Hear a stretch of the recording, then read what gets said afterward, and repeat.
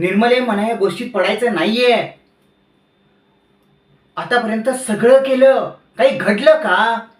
नाही ना. मग आणि त्या तारक मंत्रांचं म्हणशील तर आजवर सगळं सुरू होतं.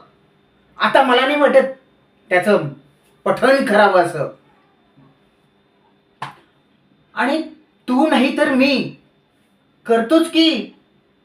दोघांपैकी एकानं केलं तर असं वेगळं काय होणार आहे? हा? आणि मी म्हणतो त्याची गरजच काय? हे बघ, स्वामींना माहिती आहे की माझी भक्ती काय आहे. हे जे काही मी आजवर सगळे मिळवलं आहे ते मी माझ्या स्वकर्तृत्वाने मिळवलं आहे.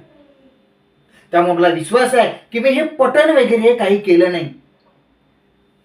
आणि तरीही माझी भक्तीच स्वामींना माझं फळ देण्यास भाग पाडेल. समजलं तुला?